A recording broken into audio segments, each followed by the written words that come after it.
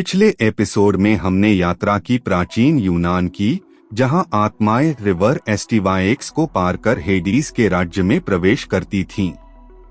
वहां मृत्यु केवल अंधकार नहीं थी, बल्कि न्याय, दंड और पुनर्जन्म की संभावना से जुड़ी हुई थी। आज हम पहुंचते हैं प्राचीन रोम की ओर। यूनान की मान्यताओं को विरासत में लेने के बाद रोमनों ने अपने विश्वासों में एक नया आयाम जोड़ा। यहाँ मृत्यु केवल परलोक की यात्रा नहीं थी, बल्कि पूर्वजों और परिवार से जुड़ा एक गहरा रिश्ता थी। रोमन सभ्यता में जीनियस एक व्यक्तिगत संरक्षक आत्मा और मेंस पूर्वजों की आत्माएं मृत्यु के बाद भी जीवित मानी जाती थीं। उनका सम्मान करना केवल श्रद्धा का प्रतीक नहीं था, बल्कि जीवन और मृत्यु के बीच संतुलन बनाए रखने की आवश्यकता थी। एपियन वे के किनारे खड़े समाधि स्थलों को देखिए, मानो मृतक आज भी जीवितों पर अपनी निगरानी रख रहे हों। और लेम्यूरिया जैसे वार्षिक पर्व में, जब घर का मुखिया अंधेरे में काले सेम पीछे फेंकते हुए आत्माओं को शांत करता था, यह स्पष्ट हो जाता है कि रोमन संस्कृति मृत्यु को केवल स्मृति नहीं, बल्कि वास्तविक उपस्थिति मानती थी। तो आइए इस एपिसोड में हम समझते हैं रोमन आत्मा विश्व को, जहां मृतकों का सम्मान और भय दोनों साथ साथ चलते हैं। आइए आज बात करते हैं एक बहुत ही रोचक विषय पर।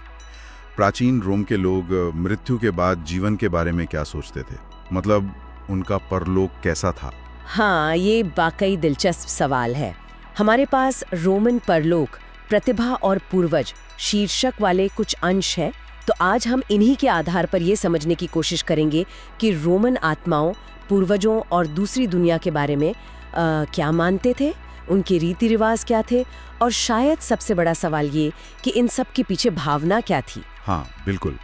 क्या वे अपने गुजर चुके लोगों को सिर्फ प्यार और सम्मान से याद करते थे, या कहीं ना कहीं उनके मन में मतलब अशांत आत्माओं का डर भी बैठा हुआ था? ये समझने की कोशिश करेंगे। चलिए शुरू करते हैं। तो चलिए इसे समझना शुरू करते हैं। रोमन मान्यताओं में एक खास शब्द आता है जीनियस। सुना इसके बारे में? हाँ, जीनियस। ये हर इंसान की एक निजी संरक्षक आत्मा जैसी थी, जो उसके जन्म से जुड़ी होती थी और माना जाता था कि मृत्यु के बाद भी किसी न किसी रूप में बनी रहती थी। सही। ये ईसाई धर्म वाली आत्मा या सोल से थोड़ी अलग है ना? हाँ, थोड़ी अलग। ये ज्यादातर एक व्यक्ति की जीवन शक्ति, उसकी पहचान और शायद उसके भाग्य से जुड़ी एक क्या कहते हैं आध्यात्मिक शक्ति थी, एक तरह की आध्यात्मिक प्रतिमूर्ति। और फिर थे मेनीज, मतलब पूर्वजों की आत्माएं। ये बहुत महत्वपूर्ण थे, जैसा कि स्रोत बताते हैं। हाँ, मेनीज तो बहुत ही सेंट्रल थे उनकी सोच में। रोमन मानते थे कि मरने के बाद ये पूर्वज कहीं दूर नहीं चले जाते, हाँ? बल्कि यहीं रहते हैं, अपने जीवित वंशजों के आसपास, उन्हें देखते हुए, इंतजार करते हुए। और बात यहीं खत्म नहीं होती। नहीं, अगर उन्हें भुला दिया गया या उनका अनादर हुआ तो वो नाराज होकर मुश्किलें भी खड़ी कर सकते थे, ऐसा मानते थे वो। अच्छा, तो ये डर वाला एंगल यहीं से शुरू हो जाता है।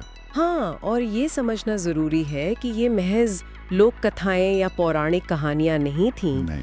ये विश्वास रोमन समाज की जड़ों में थे। अच्छा। उनके रोजमर्रा के जीवन का हिस्सा, घरेलू पूजा पाठ, परिवार, वंश, इन सब की सोच का अटूट हिस्सा था ये। मतलब ये सिर्फ कहानियां नहीं, बल्कि जिंदगी का हिस्सा थी। बिल्कुल। ये धारणा कि मृत कभी पूरी तरह से चले नहीं जाते, बल्कि किसी न किसी रूप में मौजूद रहते हैं, उनके पूरे सामाजिक ताने बाने के लिए बहुत मायने रखती थी। अच्छा, और शायद इसीलिए रोमनों ने अपने मृतकों को दफनाने का तरीका भी बड़ा अनोखा रखा था, है ना? वे उन्हें शहर की दीवारों के ठीक बाहर, मशहूर सड़कों जैसे कि एपियन वे के किनारे दफनाते थे। हाँ, वो मकबरे बड़े भव्य होते थे और ऐसे बनाते थे जो सड़क से दिखें, जैसे उन्हें छुपाना नहीं बल्कि दिखाना चाहते हों। ऐसा लगता है मानो वे जिंदगी और मौत के बीच कोई बहुत सख्त दीवार खड़ी नहीं करना चाहते थे। सही कहा। वो मकबरे एक तरह से सार्वजनिक घोषणा जैसे थे, परिवार की प्रतिष्ठा की, वंश की निरंतरता की। उन्हें ऐसी जगह बनाना जहां से लोग गुजरते हों, ये दिखाता है कि मृत पूर्वज अब भी समाज का हिस्सा है, एक तरह से, भले ही अलग रूप में। वो नजरों से ओझल नहीं थे, बिल्कुल नहीं। और इन्हीं पूर्वजों और आत्माओं से जुड़ा एक बहुत ही दिलचस्प बल्कि थोड़ा अजीब सा भी सालाना त्योहार था, लेमुरिया। स्रोत में इसके बारे में काफी विस्तार से है। इसका खास मकसद क्या था? हाँ, लेमुरिया। इसका मुख्य उद्देश्य था उन आत्माओं को शांत करना जिन्हें शांति नहीं मिली थी या जो किसी वजह से जीवित लोगों से नाराज हो सकती थीं, जिन्हें वो लेमुरीज कहते थे। लेमुरीज यानी अशांत आत्माएं? हाँ, अतृप्त आत्माएं। रोमनों को लगता था कि ऐसी आत्माएं भटक सकती हैं और जिंदा लोगों को परेशान कर सकती हैं। तो ये त्योहार एक तरह से घर की शुद्धि और सुरक्षा के लिए था, सालाना होता था। और इसे मनाने का तरीका वो वाकई बहुत अनोखा लगता है।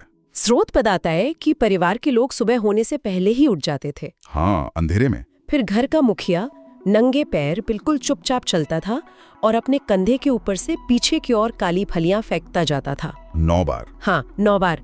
और साथ में एक मंत्र भी बोलता था। मंत्र? क्या था वो? वो कहता था, इन फलियों से मैं अपना और अपनों का उद्धार करता हूँ। सोचिए जरा, उद्धार करता हूँ। उद्धार यानी बचाने की बात? सीधा डर का संकेत। बिल्कुल, ये रस्म बड़ी खास है। काली फलियां शायद आत्माओं के लिए एक तरह का चढ़ावा या प्रतीक थी, और वो नंगे पैर चलना, चुप्पी साधना, ये सब शायद उस गंभीर और पवित्र मौके के लिए जरूरी माना जाता था। मुखिया का ये कहना कि मैं अपना और अपनों का उद्धार करता हूँ, ये सीधे सीधे दिखाता है कि उन्हें लगता था कि इन आत्माओं से सचमुच कोई खतरा हो सकता है, जिससे बचने की जरूरत है। हाँ, और फिर अंत में कांसे की बनी चीजें जैसे घंटियां या झांझ बजाई जाती थी। ऐसा क्यों? माना जाता था कि धातु की तेज आवाज से बची खुची बुरी या अशांत आत्माएं डर कर भाग जाती हैं। तो ये उस पूरे अनुष्ठान का अंतिम चरण था, घर को पूरी तरह सुरक्षित करना। तो ये दिखाता है कि रोमनों के लिए मृतकों के साथ रिश्ता बनाए रखना सिर्फ याद करने या सम्मान देने तक सीमित नहीं था। नहीं, बिल्कुल नहीं। ये एक व्यवहारिक जरूरत भी थी। अपने वर्तमान को सुरक्षित रखने का तरीका, एक तरह का मैनेजमेंट था ये वाकई दिलचस्प है कि सम्मान के साथ साथ एक डर का पहलू भी इतना साफ दिखता है। और आपने पहले मकबरों का जिक्र किया था, उन पर लिखे शिलालेखों के बारे में भी स्रोत में बात की गई है, जैसे सिट टिबी टेरा लेविस। इसका क्या मतलब था? सिट टिबी टेरा लेविस, इसका मतलब है पृथ्वी तुम पर हल्की हो। ये कब्रों पर लिखा जाने वाला एक बहुत आम वाक्य था।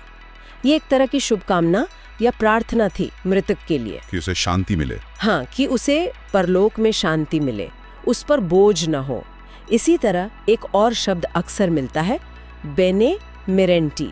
बेने मेरेंटी? हाँ, जिसका मतलब है सुपात्र या योग्य। ये लिखकर जैसे परिवार वाले ये प्रमाणित कर रहे हों कि मरने वाला व्यक्ति अच्छा था और शांति का हकदार है। ये सब मिलकर ऐसा लगता है जैसे जीवित लोग मृतक की ओर से परलोक में पैरवी कर रहे हों। पैरवी?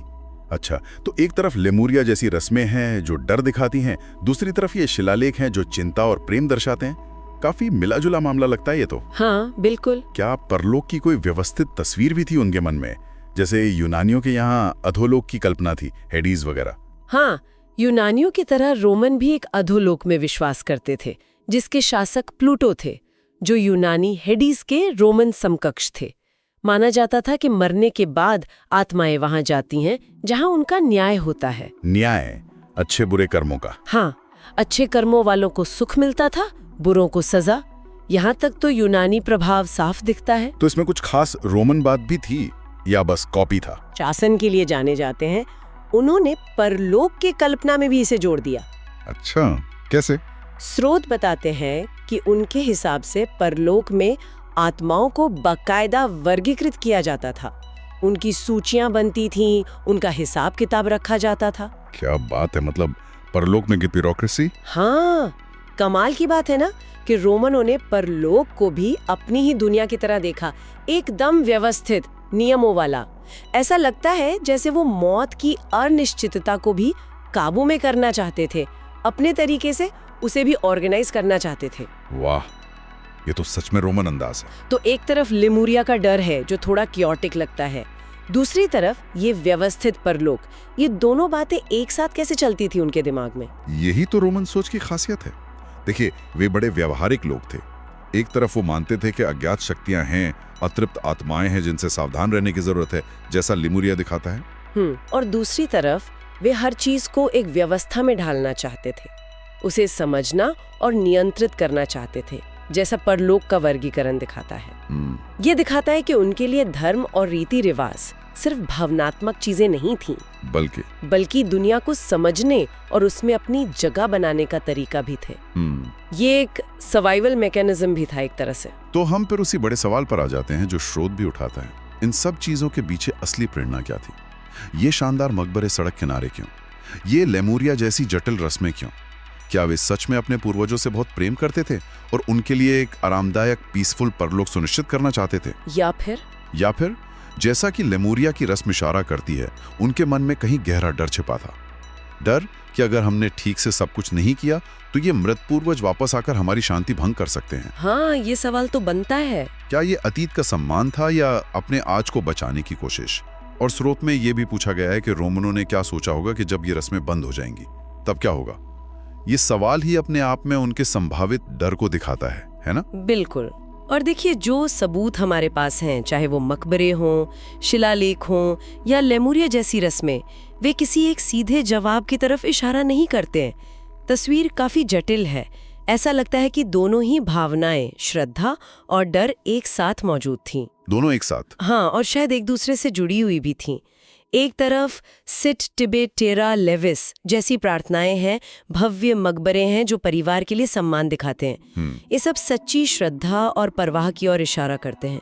वे चाहते थे कि उनके प्रियजन शांति से रहें। दूसरी तरफ लेमुरिया का अनुष्ठान बहुत स्पष्ट रूप से दिखाता है कि वे मानते थे कि आत्माएं नुकसान पहुंचा सकती हैं और उन्हें शांत करना जरूरी है। ये उनकी व्यावहारिकता थी, खतरे को पहचानना और उससे निपटने के लिए कदम उठाना। श्रद्धा और व्यावहारिकता का मिश्रण था, सम्मान भी और सावधानी भी। बिल्कुल। रोमनों का जीवन के प्रति नजरिया ही कुछ ऐसा था। वे देवताओं का सम्मान करते थे, लेकिन साथ ही मानते थे कि देवताओं को प्रसन्न रखना और उनके प्रकोप से बचना भी जरूरी है। डू अ दिस, मैं देता हूँ ताकि तुम दो। अच्छा, वो वाला सिद्धांत। हाँ, यही बात शायद पूर्वजों की आत्माओं पर भी लागू होती थी। और ये सोचना कि अगर रस्में बंद हो गईं तो क्या होगा, ये इस बात को पुख्ता करता है कि उन्हें लगता था इन आत्माओं का प्रभाव वास्तविक है और उसे सक्रिय रूप से मैनेज करने की जरूरत है। ये महज प्रतीकात्मक नहीं था उनके लिए। समझ गया। तो अगर हम आज की इस चर्चा को समेटें, प्राचीन रोमनों की परलोक और आत्माओं को लेकर अपनी खास धारणाएं थी। जी। जीनियस जैसी निजी आत्मा और मैनीज जैसे हमेशा मौजूद पूर्वज। हाँ। वे लेमुरिया जैसे खास अनुष्ठान करते थे ताकि अशांत आत्माओं को शांत रख सकें। उनके मकबरे शहर के करीब सबके देखने के लिए बनाए जाते थे, प्रमुखता से। और इन सब के पीछे शायद सिर्फ श्रद्धा नहीं, बल्कि एक तरह का डर और अपने वर्तमान को सुरक्षित रखने की व्यावहारिक सोच भी शामिल थी। एक मिला जुला नजरिया।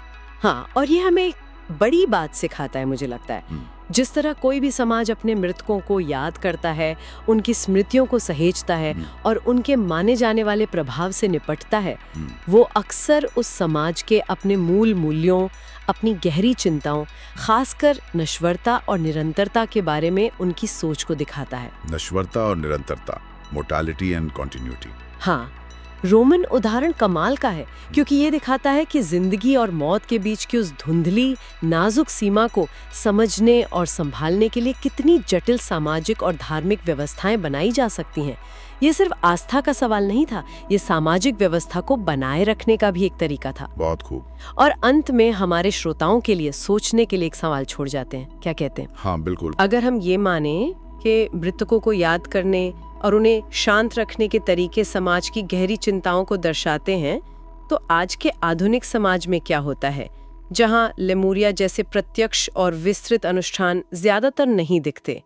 क्या हम अनजाने में या किसी और रूप में मृत्यु और पूर्वजों के प्रभाव के विचार से निपटते हैं? दिलचस्प सवाल है। क्या हमारे पास भी अपने तरीके हैं, शायद कम स्पष्ट, कम धार्मिक, जिनसे हम इन पुरानी बहुत गहरी इंसानी चिंताओं को संबोधित करते हैं? इस पर सोचा जा सकता है।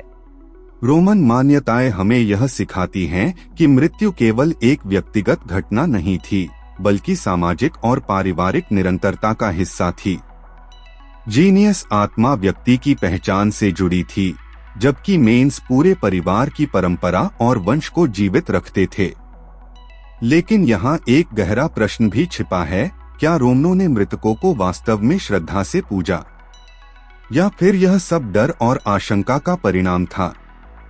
क्योंकि उनके पर्व, उनके अनुष्ठान और यहाँ तक कि समाधि लेख भी इस बात की गवाही देते हैं कि वे मृत्यु की शांति के साथ साथ आत्माओं की संभावित क्रोध से भी चिंतित रहते थे। सिट टिबी ट्यूर लेविस, धरती तुम्हारे ऊपर हल्की हो। रोमन समाधियों पर लिखी यह पंक्ति हमें बताती है कि मृतकों की आत्मा को संतुष्ट करना कितना आवश्यक माना जाता था। आखिरकार रोमनों की यह मान्यता हमें सोचने पर मजबूर करती है। क्या मृत्यु के बाद का जीवन केवल आत्मा की यात्रा थी, या फिर जीवित और मृत के बीच एक सतत संवाद जहां भय, सम्मान और परंपरा एक साथ जुड़ी हुई थीं? अगले एपिसोड में हम उतरेंगे और भी गहरे अंधकार में मेसोपोटामियन डेसेंट इनटू डार्कनेस, जहां प्राचीन सुमेर और बेबीलोन की कथाएं मृत्यु को एक धुंधले और कठोर परलोक के रूप में प्रस्तुत करती हैं। यह यात्रा और भी रहस्यमय होने वाली है, तो हमारे साथ बने रहिए, क्योंकि मृत्यु के बाद का जीवन अब भी अपने रहस्य को पूरी तरह उजागर नहीं करता।